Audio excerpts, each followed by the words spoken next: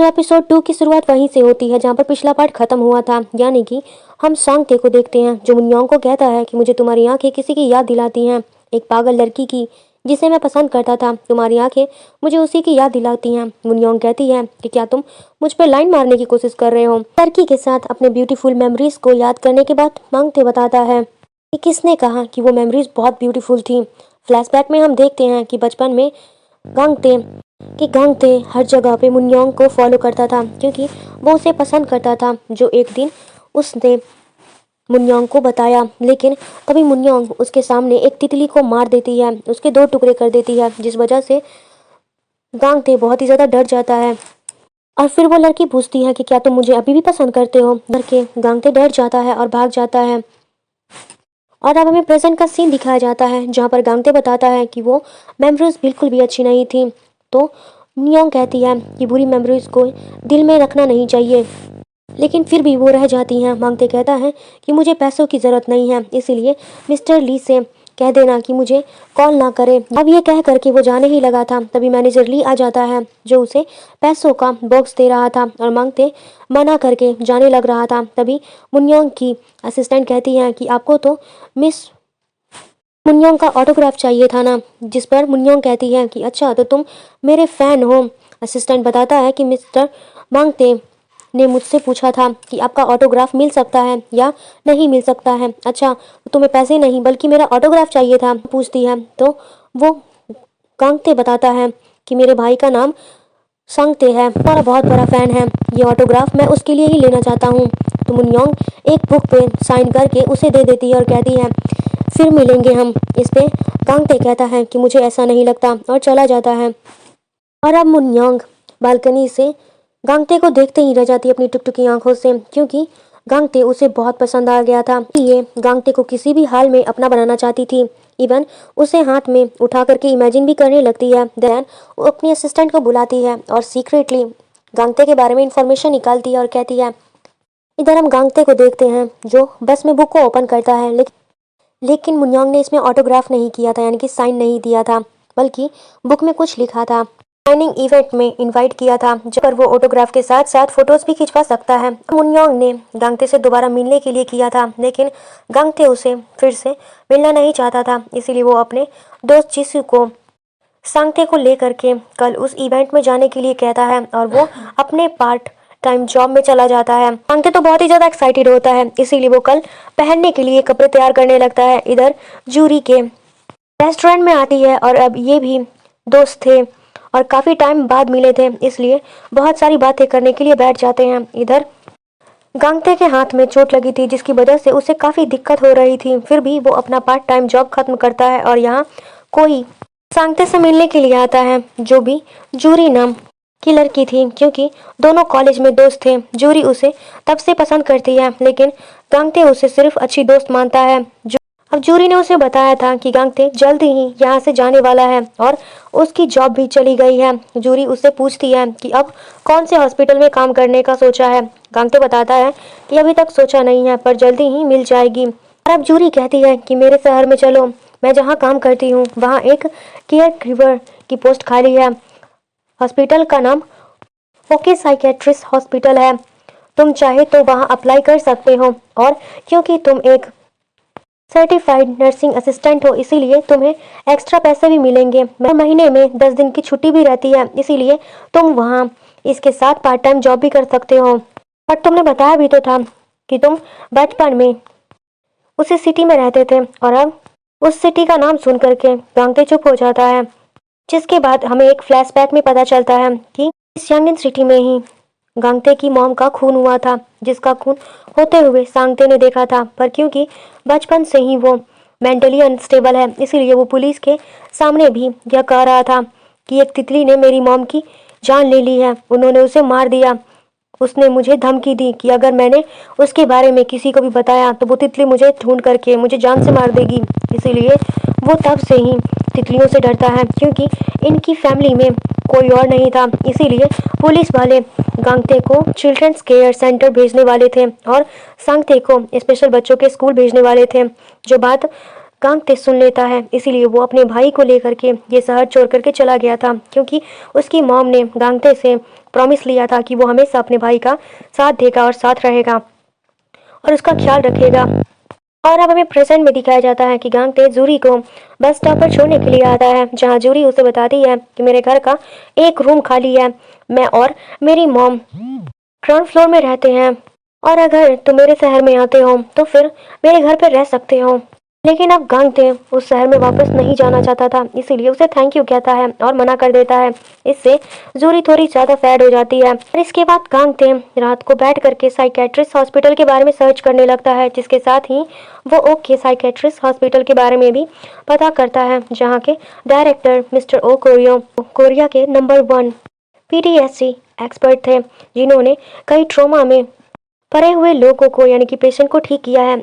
इसीलिए गांगते अपने बड़े भाई के बारे में सोचता है, क्योंकि अभी भी उसे उसकी मॉम की मौत का ट्रॉमा था। तो अगले दिन सांगते रेडी हो जाता है। ते सुबह से ही जेसु को कॉल करने की कोशिश कर रहा था, लेकिन जेसु टल्ली होकर के सोया पड़ा था, इसीलिए गांगते का फोन नहीं रिसीव कर पाता है और वो मजबूर होकर के अपने भाई को लेकर के मुन्योंग के इवेंट में जाना पड़ता है उसको।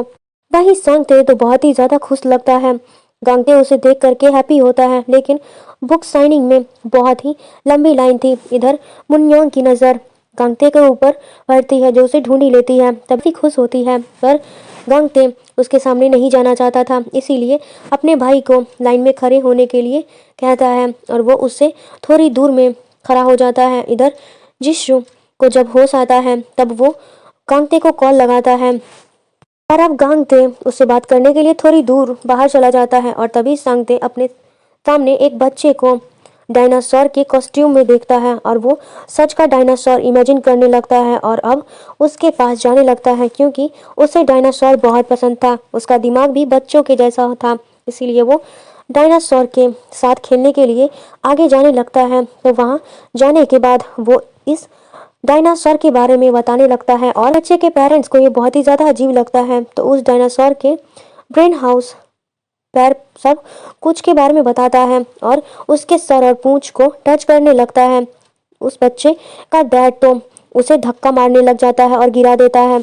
तो सांगते उठ करके अपने पास रखे डायनासोर को, जो कि टॉय था, उसको दिखा करके बताने लगता है और फिर से उस बच्चे की तरह आने लगता है। बच्चे का डैड उसके बाल पकड़ करके खींचता है। इससे सांगते तो चिल्लाने लग जाता है और अपना सर पीटने लगता है, क्योंकि उसके बाल टच करने से ही उसका एक ट्रॉमा ट्रिगर हो जाता है।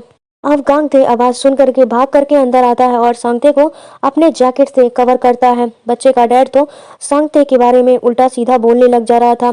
इधर मुन्योंग भी उन्हें देख रही थी और सोचने लगती है कि मुझे इनकी हेल्प करनी चाहिए या नहीं करनी चाहिए। अब गांगते उस आदमी से बात करने के लिए उठा ही था कि तभी मुन्योंग की एंट्री होती है और उस आदमी को माफी मांगने के लिए कहती है और वो आदमी कहता है कि मैं क्यों उससे माफी मांगू।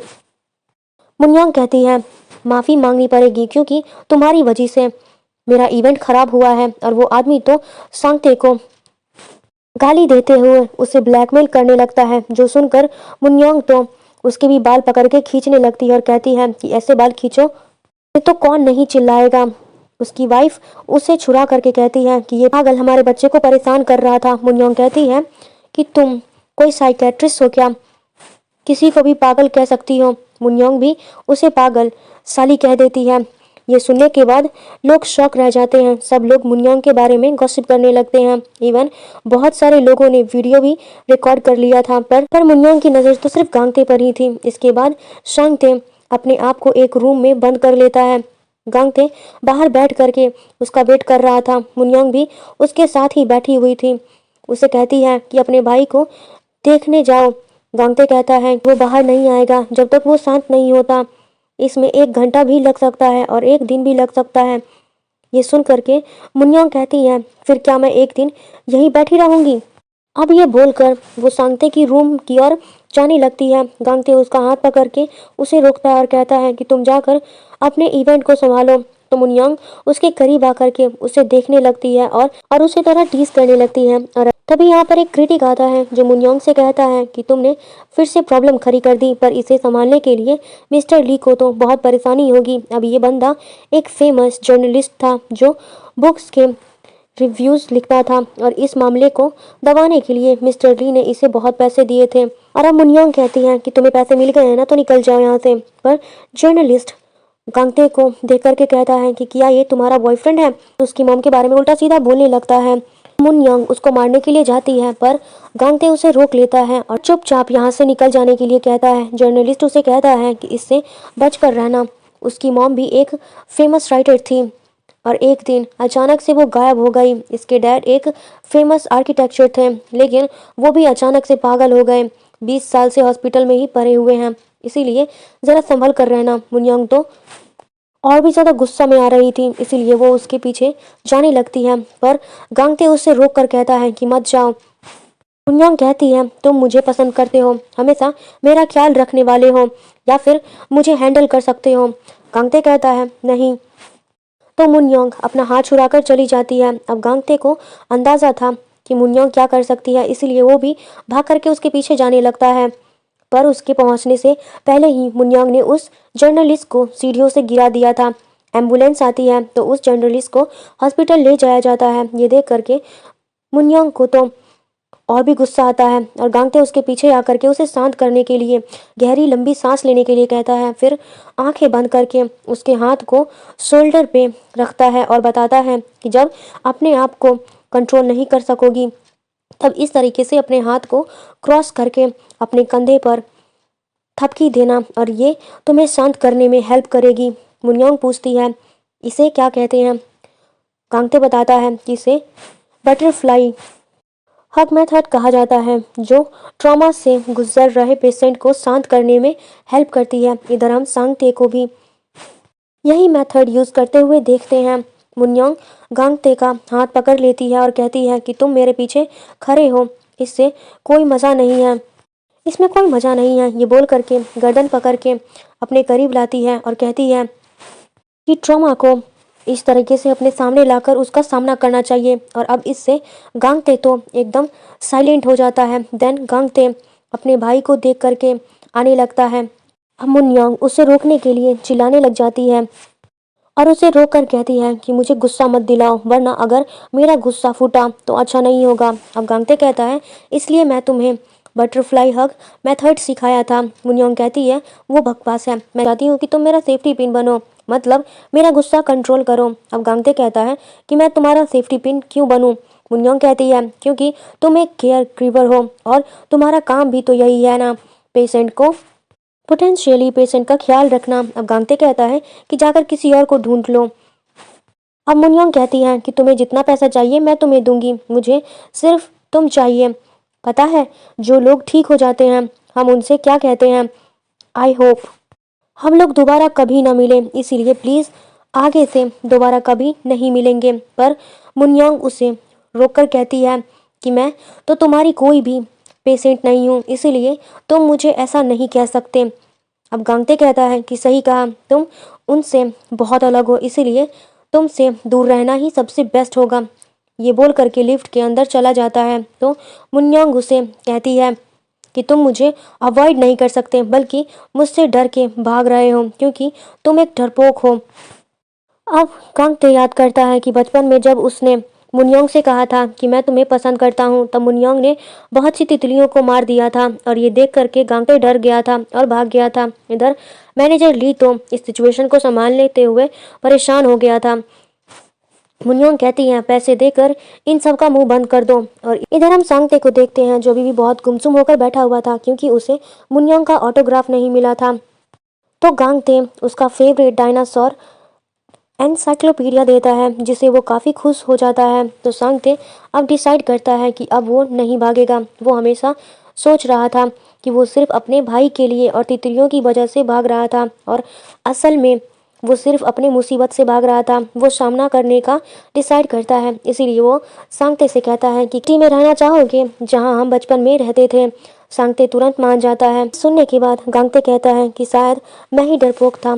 सांगते कहता है तुम छोटे भाई हो, इसीलिए तुम डरते हो, पर मुझ पर भरोसा करो क्योंकि मैं तुम्हारा बड़ा भाई हूँ। जो सुनकर गांगते काफ़ी इमोशनल होता है क्योंकि सांगते ने ऐसा पहली बार कहा था। को कॉल करके बता देता है कि वो उसके शहर में आने वाले हैं, जो सुनकर के जूरी बहुत ही ज़्यादा खुश हो जाती है। और अब अगले दिन मुनयोंग को उसकी असिस्टेंट गांगते के बारे में सारी इन्फॉर्मेशन भेजती है जिससे उसे पता चलता है कि गांगते बचपन से ही सियोंग जिन सिटी में रहता था गांगते की पिछली बातों को याद करके मुनयोंग याद आ जाता है कि बचपन में जो लड़का उसका पीछा किया करता था वो गांगते ही था। इसीलिए गांगते ने कहा था कि तुम्हारी आंखें मुझे किसी की याद दिलाती हैं। ये जानकर मुनयोंग तो गांग सिटी जाने के लिए निकल जाती है क्योंकि उसे पता चलता है कि गांगते उस सिटी में जा चुका है और इधर कंपनी में प्रॉब्लम हो जाती है क्योंकि मुनयोंग का फैंस के ऊपर हाथ उठाने का और गाली देने का वीडियो वायरल हो गया था। इसके साथ ही मुनयोंग के पुराने किए हुए कांड भी बाहर आ जाते हैं जिस वजह से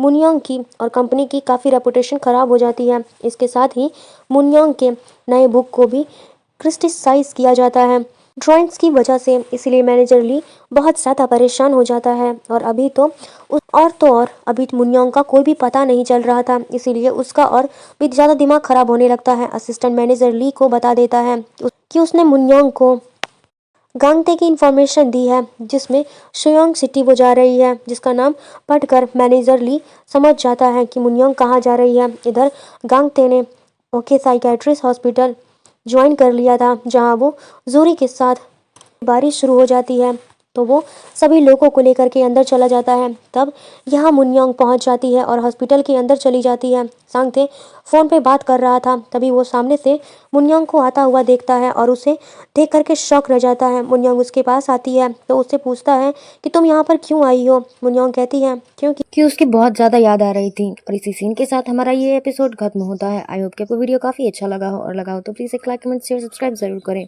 सो मिलते हैं पार्ट 3 के साथ। तब तक के लिए बाय बाय, गुड बाय।